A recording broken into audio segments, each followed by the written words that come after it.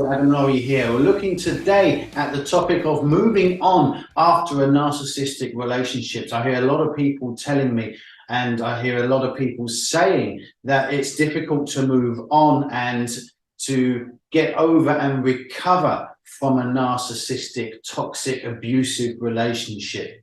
Now, let's assume you've got to the stage of being able to leave that relationship, to actually build up the courage. Sometimes it takes a lot of courage, a lot of planning to move on, or even to get out of that relationship. But the first steps you'll be experiencing is very, very low self-esteem, more than likely. Because over the time that you've been in this toxic relationship, the narcissist will have chipped away at your self-esteem, chipped away at your self-confidence, made you believe you're not good enough, made you believe you're not wanted, you wouldn't be wanted by anyone else. So let's assume you've built up that courage and finally made that step to leave. Now, the narcissist will always try and get in contact. More than 99% of the time, they will try to pursue you and make you feel guilty about leaving that relationship. So one of the main things we must do to separate ourselves from that relationship permanently is to cut off all communication. Now, some people in the position where, they may have children, kids in this relationship, that they still have to be civil, they still have to communicate with that narcissist for the children's sake. And that's absolutely understandable. But what you need to do in that situation is keep the communication down to an absolute minimum. There is only planning. There is no engagement with conversation. There is no engagement in conversation. There is no small talk, because a narcissist will more than likely use that small talk to try and weasel their way in again, to try and chip away at your self-confidence again and try to manipulate you one more time, to make you feel guilty, maybe turning it around again, making you feel like it was your fault. Anything that goes wrong in the planning of anything, it's your fault. So keeping that conversation and that communication, literally baseline conversation, there is no engagement in any kind of small talk or anything, any conversation like that. So keeping that distance, keeping that constant separation. Now, it's going to be difficult at first, because if you've been in a long-term relationship with a narcissist, and in that toxic relationship, it's going to be familiar to you, and it's going to be very easy to fall back into those old habits.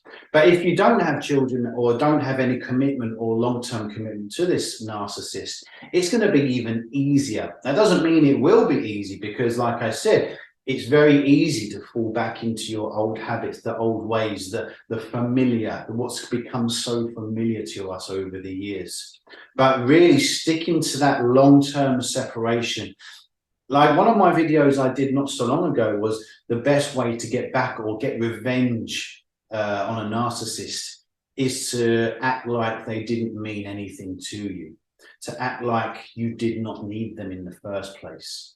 And that's very important, because that's gonna increase that separation from that narcissist. As long as you don't engage with them, as long as you don't fall into their trap of getting into that conversation, allowing them to make you feel guilty, allowing them to manipulate you like they used to, then that cannot happen. It's going to be difficult, because maybe you still have feelings for this narcissist. And that's absolutely normal when you break away from a relationship, especially if it's long term. It can feel like it's become part of you. And it feels like often losing a limb or something that's just not right in your life. And it's like left a big void, even though it was toxic and even though it didn't work. A lot of people feel like this just doesn't feel right. My life is now turned upside down. They don't actually, they're constantly looking backwards at what was. Whereas if you think about looking forwards, it's actually moving towards something better, moving towards something more positive. So instead of looking back on what was, and what was a toxic relationship and feeling like, this person was a part of you. You actually think about moving forwards. This isn't moving backwards at all. You're only moving forwards in life. So to focus on that aspect, that kind of that viewpoint of moving forward rather than looking back. If you only ever look back, you're only ever going to be looking to the past and repeating past mistakes. Don't focus on those. Focus on the future. And this is where it's very important to do a lot of work on yourself.